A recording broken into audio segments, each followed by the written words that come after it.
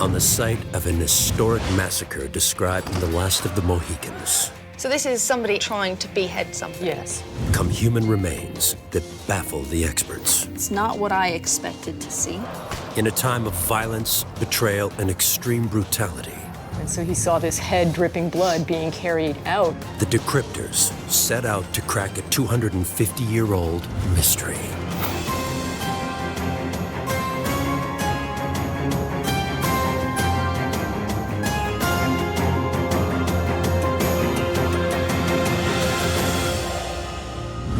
Fort William Henry, upstate New York. A British bastion during a bloody war that rocked America 250 years ago. And even now, the site is still revealing secrets of its violent past. An archaeological excavation of its military gravesite exposes a row of British soldiers. But one skeleton confounds the experts. The gruesome marks on these bones suggest the soldier's violent life. Exactly what you might expect to find in a British military cemetery of that time. Except his features tell a different story. Unlike the others, Burial 14 doesn't look British. Could he have been a spy, dressed to infiltrate the fort, but captured and killed? It's just one of a list of intriguing possibilities. But for forensic anthropologist Michelle Hamilton, the most important thing is to remember he was once a person.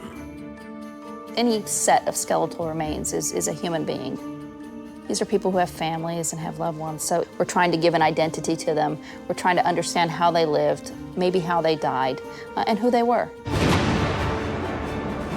This body story begins and ends before the American Revolution. During the French and Indian War, when the British fought the French and their Native American allies for control of the continent. But that story will only be told thanks to 21st century forensic science. San Marcos, Texas. At the Forensic Anthropology Facility at Texas State University, Michelle begins her assessment of this curious set of human remains. She, too, is immediately struck by the appearance of the skull. I see a number of indications on the face that don't quite conform to what I anticipated seeing from someone taken out of a British cemetery. And this individual's kind of unique. Though skull shape hints at ancestry, it's not a perfect indicator. Still, Burial 14's skull doesn't resemble his neighbors in the gravesite. Even more puzzling, it looks as though he wasn't buried right away. Certainly no way to treat a comrade. The bones can tell Michelle a lot about this person. I think the first thing we can see when we look at it is just what personality he has. It's a very strong skull, really kind of massive masculine features. This region here is in the back of the skull. Okay, this is called the nuchal region or the neck region. We've got muscle markings here that kind of mark it as a more male. The pubic symphysis, as we're younger, it looks like it's got lots of valleys and furrows. As we age, it gets a little more worn down. Those features disappear. So looking at this, I think 25 to 40s is a good range. Though he died in the prime of his life, Michelle can't see any signs of what killed him. In terms of disease, I don't see a lot. He looks relatively healthy, especially for an individual from the 1700s at this point. There are some indications that he's had some conflicts. But he hasn't escaped unscathed. Here you can see a healed fracture here. So at some point, this individual received a bash to the side of the head. So who was he? What was he doing in a British fort? How exactly did he die? He took these secrets to the grave. Now, 2.5 centuries later, Michelle assembles a team of some of the best forensic scientists in the world to at last tell his story. We have the individual from Fort William Henry, and we have a very tight control on the time of death. We know the cemetery was in operation between these 3 years, 1755 and 1757. Michelle's suspicions about the shape of the skull are echoed by her colleagues. Just based on the craniomorphology of this individual, it does not look like a British individual during the 1700s. Very, very different. But I'm gonna have to put some numbers behind that. They'll look at DNA and determine whether this individual is of maternal European ancestry. Between them, the team has almost 150 years of experience giving voice to the dead. As forensic anthropologists, we regularly work with the remains of people who have been murdered or have committed suicide. It is our responsibility to give them their identity back. I've always believed that everybody has a story to tell. To start their investigation, they need to know more about the unearthing of the body. To dig for clues, Michelle dispatches the team's historical investigator, Zante to Lake George in upstate New York, where the remains were excavated. As a British forensic anthropologist, she has a special interest in the case. A lot of people think just bones when they think of a forensic anthropologist, whereas I look at historical research. I'm actually going to go to where this individual was recovered from, see what information is available, and hopefully I'm going to be able to find records that are detailed enough to build the historical picture of why this person may be there. Her first job is to meet the archaeologist who discovered the mysterious remains, Brenda Baker.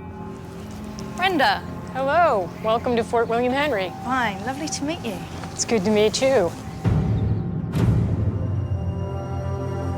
Fort William Henry was built in 1755 as a strategic settlement for British troops defending the lake and as a base for scouting and raiding parties keen to disrupt French operations.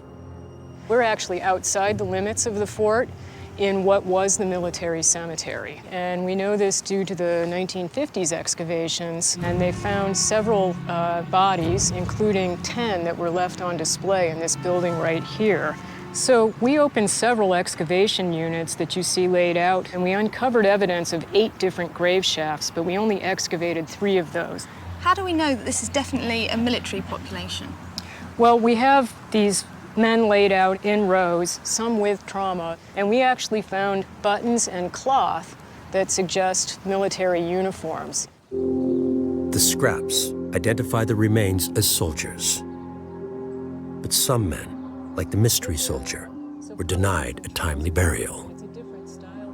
We discovered the remains of fly casings, or puparia, that are the last larval stage of the fly, the maggot. And that gives us a lot of information about the fact that these men's burials were actually made quite a bit after they died. So he was exposed for some time before he was actually interred. No one can explain why certain bodies weren't buried right away, unless they weren't supposed to be there in the first place. And that brings Zante back to the question of Burial 14. This man in particular has a very interesting face. He looked very different, so we were intrigued at the possibility that maybe some of these men were not actually Europeans.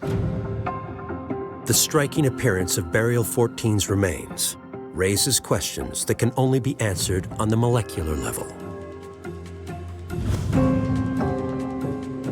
In Texas, Michelle calls in Dr. Eric Bartelink, a specialist in isotopes found in human bones. Eric has worked on identifying victims from the mass graves of the Bosnian War and the World Trade Center post 9/11. Michelle hopes Eric's examination of samples taken from Burial 14 may reveal where this unknown soldier was raised. From a bone sample, we can look at carbon and nitrogen isotope analysis to tell us about the person's diet. Teeth, though, give us a record of childhood, and so we might be able to track the possible movement of people from their birthplace to the place where they died. Wherever this man came from, it seems he finished his life during a turbulent time in the formation of modern America. As Zante learns on Lake George, the French and Indian War was sparked by a future American president. It was originally started by George Washington, of all people, out in western Pennsylvania. The little skirmish that he got involved in there eventually kind of just grew into a worldwide conflict. It started here between the French and the English, and then there was activity in India and in the Caribbean, all over the place. So this widespread war means that Burial 14 could have come from almost anywhere. But his surprising identity will stop the investigation in its tracks. While Michelle awaits the results of the DNA tests on the mysterious soldier, she consults with facial reconstruction artists Karen Taylor and Tony Reynolds for clues about what he may have looked like. So it captures much of it. So strong. It's so nice to hold one that's this strong compared to some of the fragile ones that we're dealing with. A wonderful broken nose. Wonderful nose, isn't it? See how misaligned it is, actually, from the top of the bridge area. When you see a jaw like that, I mean, can you instantly kind of picture the kind of jaw that this man would have had? Well, there's a temptation to start picturing it, but I don't want to ever make presumptions. I want to let the technique develop naturally as it should. For Karen, reconstructing this man's face is the ultimate goal. It will go beyond giving him an identity. It will give him humanity. We have the opportunity to humanize them. The face holds our ability to express emotions, to communicate with each other. So I think it's our nature to want to see a face and to be fascinated when a face comes forth from a skull. I'll be able to develop each feature, formula by formula, for the eyes, the nose, the mouth, and convey, hopefully, to Tony what we need to do digitally. Scanning it in 3D, and then we'll go ahead and get the CT scan data, and then lots of photographs. To recreate the face, the team uses the latest 3D scanning technology and the decades of experience Karen Taylor has gained working with law enforcement across the United States. With modern forensic cases, the primary reason we're developing a face from a skull is to get that individual identified so a perpetrator can be apprehended. As a forensic artist in Texas, when it comes to murder and unidentified deceased victims, unfortunately, business is very good. In historical cases, by slowly bringing forth the face from the skull, we are able to become aware of who they were, in a sense, how they looked, and why they looked the way they do. This guy looks like a bruiser. He's lost at least one fight, though, with that nose broken. Karen and Tony can begin their painstaking work. But to accurately recreate his facial features, they'll need to know his ancestry.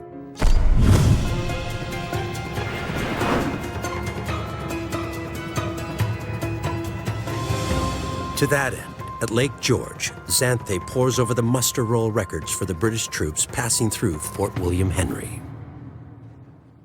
You absolutely do see names that are pretty clearly not of obvious English descent, such as this person here, Negro Caesar, certainly of African descent. Yeah. And in the case of this man, he actually served at Fort William Henry from November of 1755 through May of 1756. Well, until I have more kind of answers coming back from the science, basically I'm looking at any group of non-European descent. Sure. And this other book is a compilation of muster rolls from the Connecticut forces that served in 1756. There are people that have names that a good argument can be made that they are of Native American descent. John Hatchatusi, or another person here named John Chegpunk. And it wasn't uncommon at all for people of Native descent, or for that matter of African descent, to be serving in these provincial regiments. But we've got 2 books here of names, haven't we? So there are an awful lot of people that it could be. There are, and in fact, you're talking about some 4,000 names. So, non-European faces weren't uncommon at Fort William Henry. And if Burial 14 was truly serving the British, his name could be on this list. And it's impossible to narrow it down without knowing his ethnicity.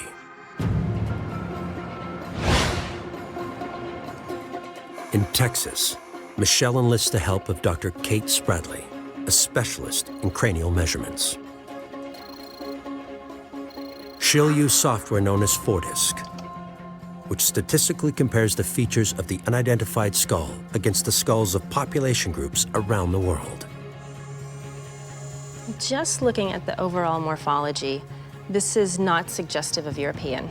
And the preliminary results in ForDisk suggest that this person is most similar to a Native American. So we have a mystery. We have a potentially Native American individual buried in a British cemetery in a British fort. Yes, very interesting. The software is just one instrument in the forensic toolkit, and it will take time for Kate to complete her measurements and narrow down the skull's ancestry. The percentages that come out of ForDisk just weights it more towards one particular group versus another. It's not a definitive answer. But a definitive answer is what Michelle needs. She sends a sample from one of Burial 14's teeth to Baylor University in Waco, Texas, where Dr. Lori Baker will try to obtain a DNA profile. DNA, quite frankly, is just the building blocks of life. We have 4 different base pairs that show up in a particular order that make us who we are. The interesting thing about DNA is that we're over 98% similar to a chimpanzee, so you can imagine that the 2% that differs is quite important. We have to look at a very small amount of it to be able to determine the differences, to exclude someone from a crime scene or to include them as the person that left the sample. DNA in itself doesn't tell us who a person is. We won't be able to pull the name of an individual out of their DNA. We will be able to pull characteristics about that individual. Things like hair color and eye color and different sorts of attributes. It won't tell us how much they weighed, it won't tell us how tall they are, and it won't give us their name, but it certainly will tell us quite a bit that we can use. Lori is most likely to find intact DNA in the well-protected root of Burial 14's teeth. She'll test what she finds, looking for a genetic marker or haplogroup that can indicate the geographic origin of Burial 14's ancestors. We have quite a bit of information about what it means genetically to be British. There are several markers that we'll look for specifically, and if those markers appear, we'll be able to say, yes, he is ancestrally European. If they're from somewhere else, then we have a very interesting story about how he ended up in this British cemetery. While the team waits for the DNA results to reveal where this man began, they turn their attention to figuring out how his life ended.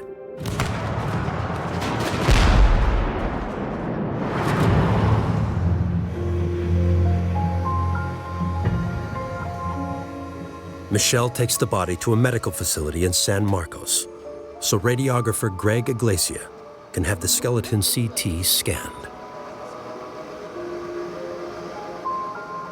CT, computerized tomography, builds a 3-dimensional X-ray of the body that allows a microscopic examination of the bones inside and out. But Greg finds only the same non-fatal damage Michelle noted before. When I looked at the skull, and if you look at his zygomatic arch here, it's much more vertically oriented in this image than where you would draw in the zygomatic arch on the left side. And that's evidence of an old healed fracture that had probably occurred before he died. Every injury tells a story, and these are no different. When you look at the skeleton itself and you also look at the CT examination, it's obvious that this was either due to a blunt trauma or ballistic trauma.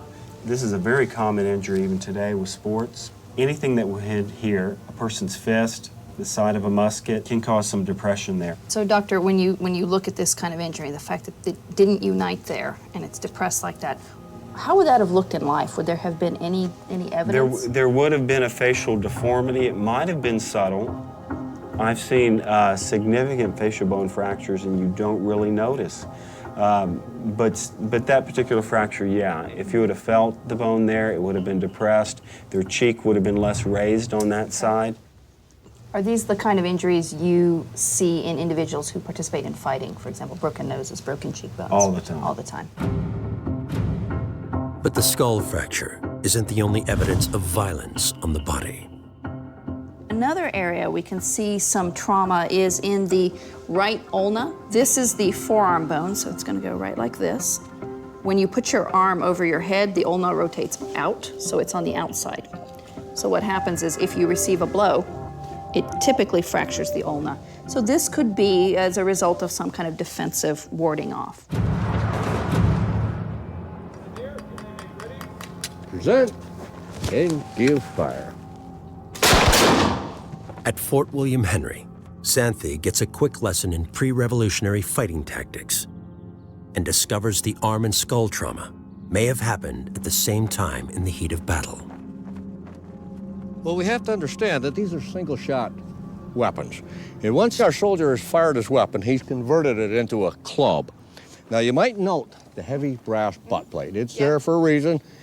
This is called a butt stroke. He takes a jab at the opponent, glances off, strikes her at the side of the face. Here, why don't you look at this? Gotta tell me what you think. It's quite heavy, isn't it? That it is. So yeah, if I was gonna have a rumble with you, and come in, glance off there, and just catch you just enough to break your cheek.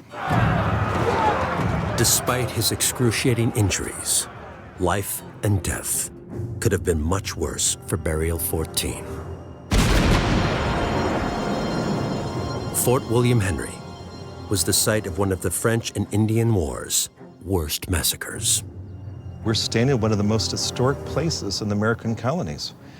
If you can imagine being one of the soldiers or officers inside the fort, a gigantic French and Native American fleet coming down that lake, and there are only a couple thousand of you, how would you feel if you saw 10,000 French and Native Americans coming down Lake George?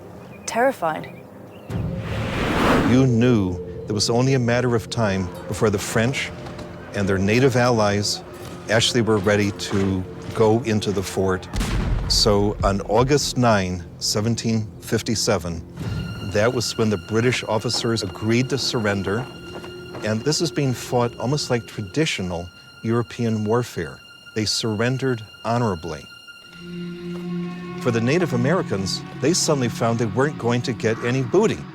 All of a sudden, they saw the French and the British striking a deal. It's like, wait a moment, we're being frozen out of the action. What happened next was immortalized in the book The Last of the Mohicans, which recounts the surrendered troops' brutal massacre by Native Americans fighting with the French. As the British finally march out of Fort William Henry, Native Americans in the woods saw all of that treasure that they'd come for leaving. Some of the last soldiers were attacked from the woods. They had no weapons, or the weapons they had were unloaded. People have fought and debated ever since how many were killed in the massacre. We honestly don't know. Historians would place the number anywhere from 60 up to maybe 185. It is believed that most left behind at the fort were brutally killed. In the 1950s, archaeologists discovered evidence of those massacre victims. Brenda Baker has been studying their horrific remains. This guy has 4 cuts or hacks on his second cervical vertebra. So this is somebody actively trying to behead somebody? Yes. And you can see that it took more than one try, so that's why we've got actually 4 hack marks before it sheared off the top of the pivot that allows you to rotate your head. We have a French priest who actually witnessed a head being carried out by one of the Native Americans allied with the French. And so he saw this head dripping blood being carried out. There are cuts that were made probably by both a belt axe and knives that go through the ribs and have sheared the ribs on at least 3 of these men, or probably all of them, but also hacks to the pelvis, and the area of the pubic symphysis, or the very front of the pelvis, has been sheared off. So the whole pubis bone at the front of the pelvis was taken away on both sides. An extraordinary amount of power to do that, hasn't it? Yeah, so what I think was happening, we know they were taking trophies, things like heads, probably cutting through the rib cage and taking the heart, and perhaps even the genitalia. After the massacre, the British abandoned Fort William Henry. That Burial 14 was found in a gravesite suggests he and his companions died before that terrible day, when relative peace reigned over Lake George.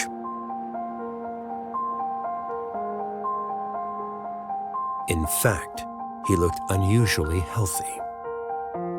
These are scans of the remainder of the spine, pelvis, femurs, and I don't see a lot of evidence of any acute trauma to the bones.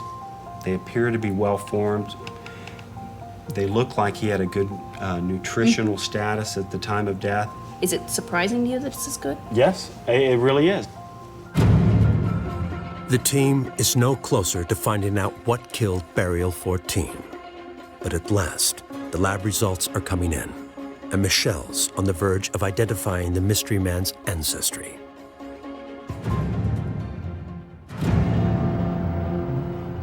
In Texas, Michelle Hamilton gathers her team to share the latest discoveries about Burial 14.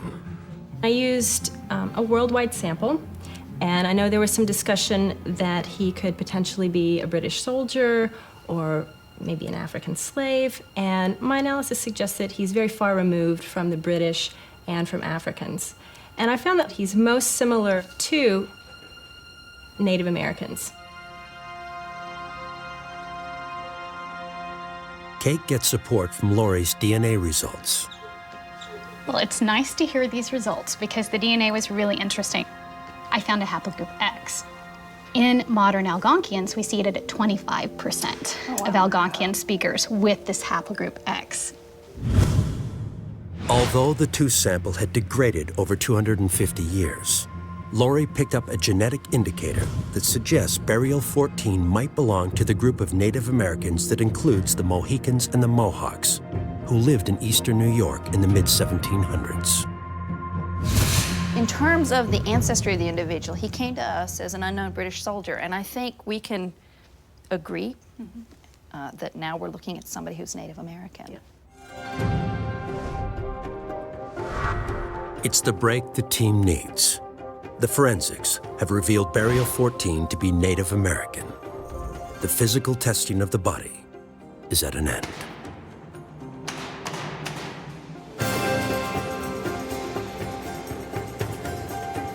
But their work is far from done.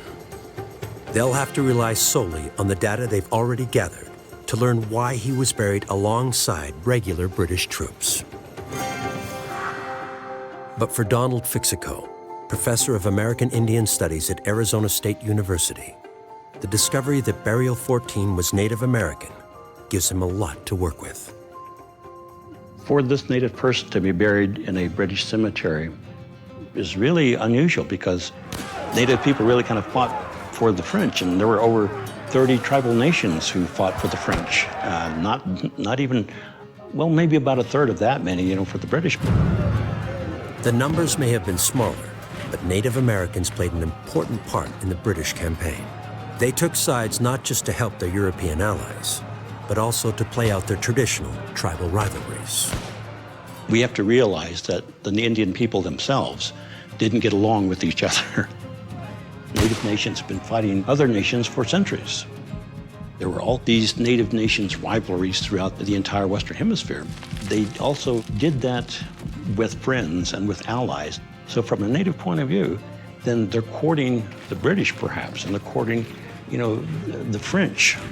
Well, now they realize that guns will help tremendously.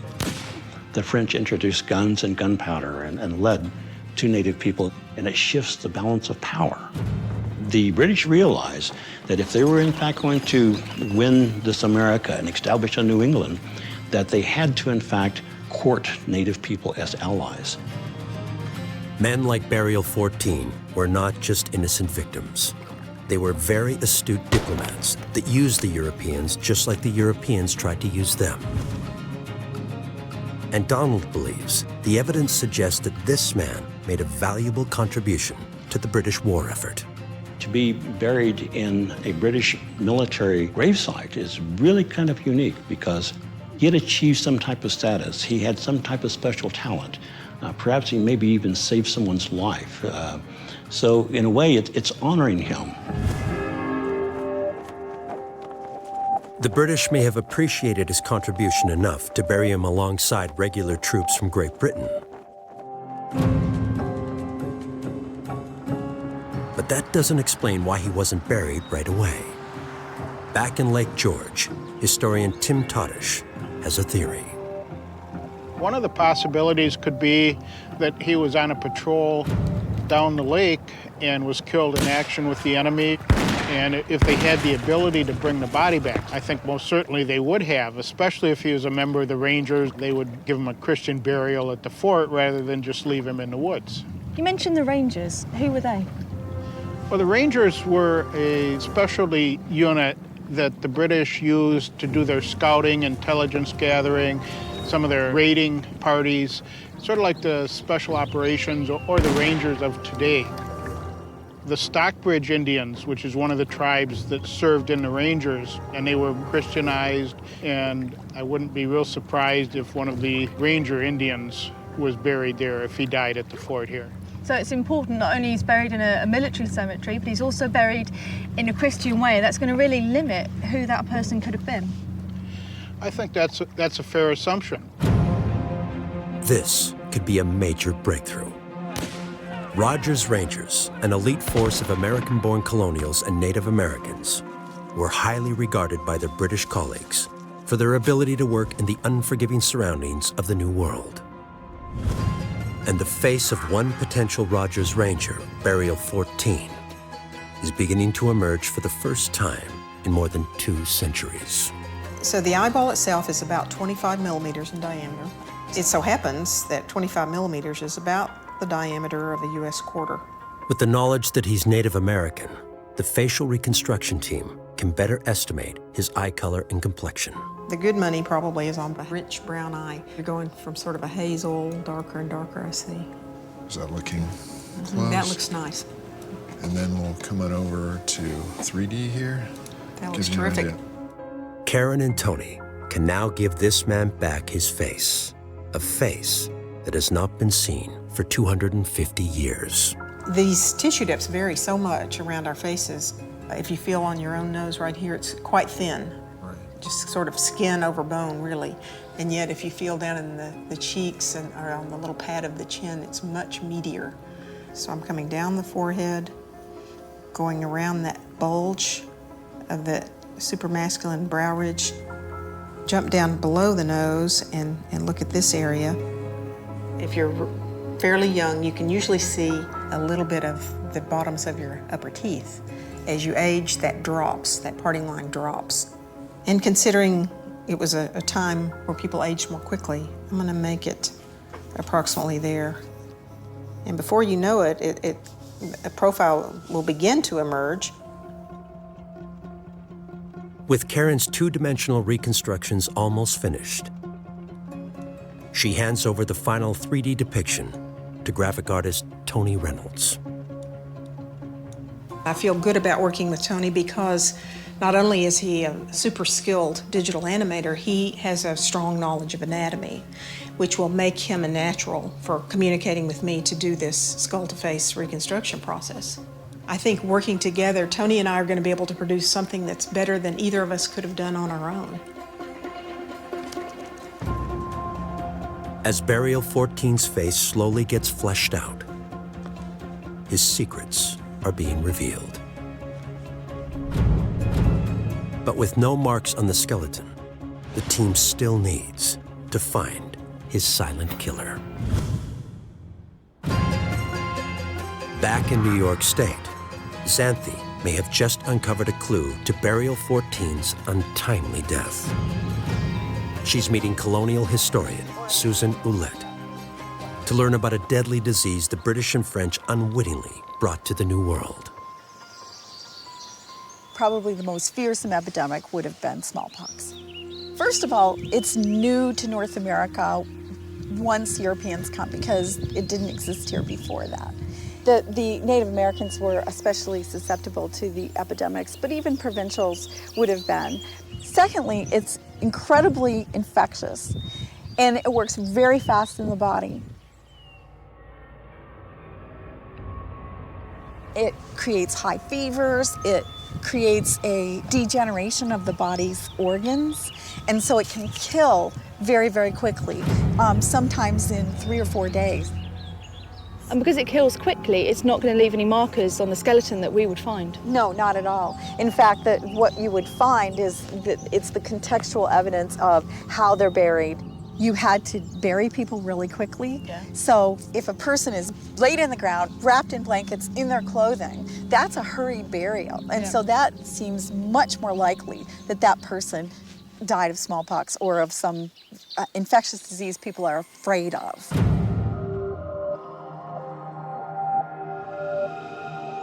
Smallpox was devastating, killing up to 50% of some of the Native American tribes infected by the colonial incomers.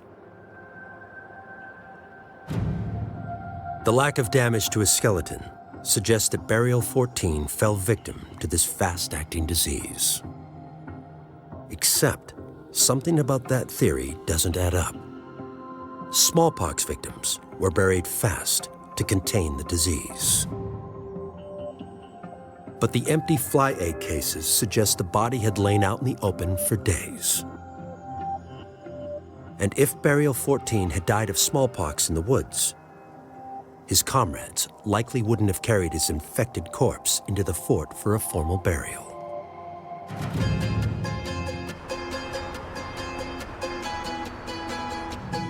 To understand how flies colonize bodies, Michelle and Kate head to Texas State University's Body Farm, a forensic facility that trains law enforcement agents in the gruesome science of body decomposition. And one of their first lessons is the life cycle of flies and their larvae. So what we have here is a piece of beef that we've let lay out for 3 days now. So we could see the effects of flies depositing their eggs. If you see maggots in association with human remains, that tells you that the body was outside for some period of time. See the different sizes of the maggots? Oh yeah, you've got the larger ones, so the older ones. So these would be 2 different successions of maggots, which are going to be vital in help determining the time since death.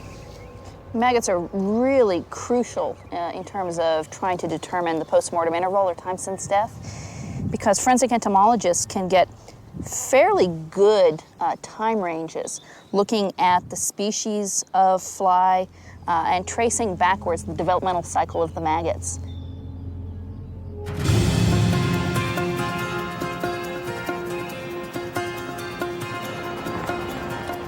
To learn how long Burial 14 was left uncovered, Zante turns to renowned forensic entomologist Neil Haskell. He's worked on such high-profile cases as the Casey Anthony murder trial.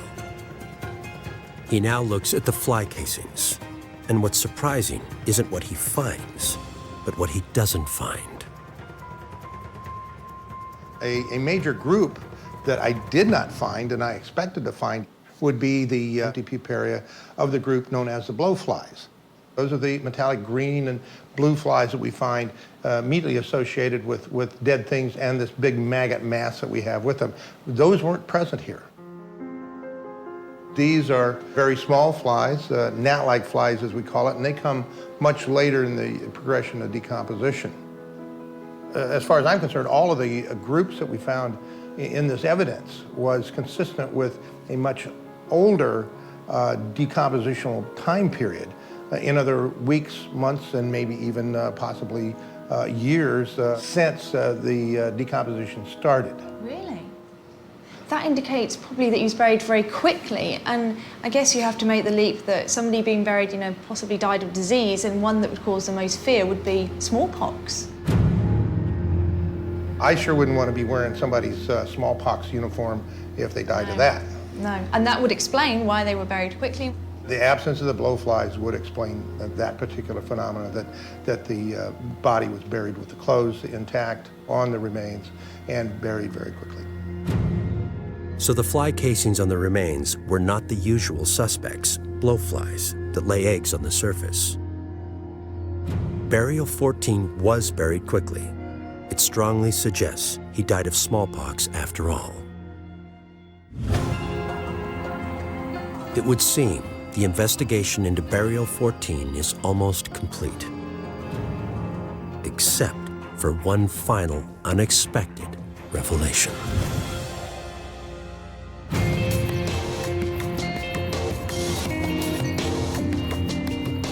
The team's forensic analysis of the mystery man, once assumed to be a British soldier, so far suggests he was possibly a Christian Mohican who signed up as a Rogers Ranger and fought with the British. But there's more to his story, told straight from his own mouth. So, Eric, what does the stable isotope information tell you? What was really interesting is the tooth enamel data, because it doesn't match that area of the United States. So the whole Albany region is very, very different. They have much higher isotope values in the water sources there. And comparing it to the tooth carbonate maps, it matches more closely with the western United States. And so it actually is consistent with areas such as Idaho, Wyoming, the Dakotas, Colorado, Utah, suggesting that the water source, while his tooth enamel was developing, was from that region. So he lived as a young man and up until maybe his teens in a different area. Yeah, and then at he least. would have moved. I think that's really interesting because he really aligned closely with a couple of Plains Indians groups from the area that you're talking about. It's really good to hear you say that. So we have somebody who grew up potentially in the plains, migrated to the New York area, maybe Algonquian speaker, Mohican, aligned themselves with the British. This man apparently traveled halfway across a continent from his home in the Midwestern Plains to fight alongside the British at Fort William Henry. But why travel so far to fight a stranger's war? Carrie Wilson, a Native American anthropologist and advisor to the Native American Graves Protection and Repatriation Service, says that's the story of Native Americans in the 1700s. Indians have been known to have traveled great distances for many thousands of years. People at that time in the 1700s, they walked everywhere. They didn't have cars and planes. So they walked until they got to the waterways, and most Indians had boats, canoes, and they traveled the waterways. They were the highways, they were the interstates. The waterways may have provided the route to the east, but Carrie believes there could be a darker explanation for why the man in Burial 14 ended his days so far from home. He had become little more than a possession to be traded. Maybe he had been a captive or his family had been a captive. He would have his language that he grew up with, and he would learn the language of that tribe that he was living with then. He would have had value as an interpreter, going from one tribe to another, knowing different languages. He could have been given to traders, trading hides and furs for monies and guns, so he would have value. Whatever motivated his epic journey, the British Army saw this man as an ally, as someone they wanted on their side. They recognized attributes in his military capability that still survive in Native American culture. It's a warrior tradition with something that we've been brought up with. And so for him to be serving in a war and fighting for something he believed in, I think is not uncommon for us, even today. Evidently admired and had stature within the British troops. So when he died, he was buried with them.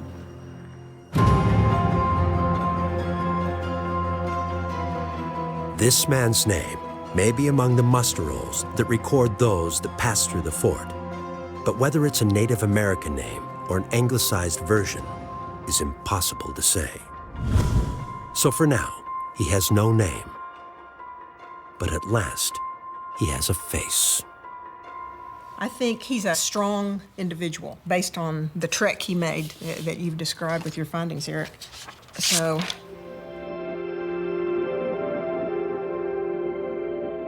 remember he had the broken nasal bones, and I've tried to show that drift of the bridge of the nose.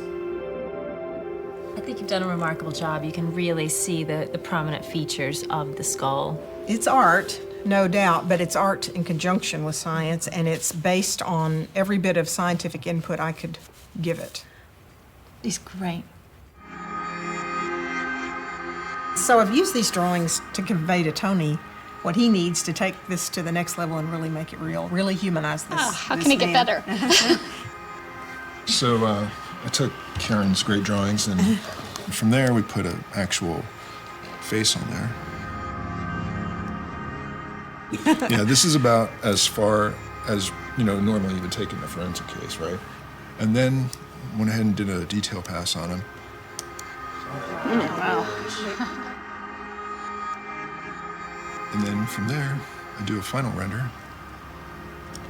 And that's what we got. Put some hair on it. That's really amazing.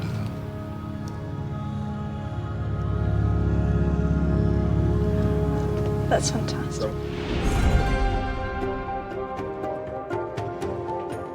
It's the story of a man born some 2,000 miles from the East Coast, where old world enemies fought for control of his ancestors' lands. By fate or dogged determination, he traveled into this war zone, allying himself to British, colonial, and Native American troops based at Fort William Henry. For this man to be of a native tribe, from that far away is really astounding. If he were talking to, for example, a British military commander, he could tell them what the local native people are thinking. He could also tell them accounts of where he traveled from and what he ran into and what new people and new waterways and the dangers, mountain ranges and meadows and deserts and things like that that he may have crossed. He was a kind of a walking encyclopedia of the interior and even farther than that, the West. He would be a very valuable person to anyone at the time. Ultimately, it wasn't war that killed him. It was a disease brought by the Europeans he fought for. The remains of Burial 14 will eventually be reinterred. And for the forensic team, the story they have uncovered is a story of an unsung hero who's finally come home. What's really exciting for us is to be able to provide an individual who, until now has been classified potentially as maybe one of the British soldiers with his identity as a Native American. So for hundreds of years, he's been unknown. Now he's being given his proper identity. He's now affiliated with his own people.